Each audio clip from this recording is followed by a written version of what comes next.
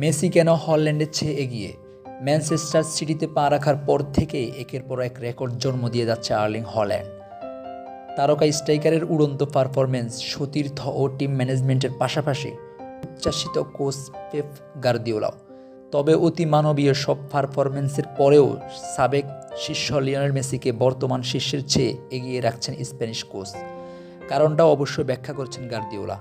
সাবেক বার্সা কোচের মতে মেসি ওয়ান ম্যান আর্মি, তার গোল করতে কারো সহায়তার প্রয়োজন নেই। অন্যদিকে হল্যান্ড গোল করতে অ্যাসিস্টের প্রয়োজন হয়।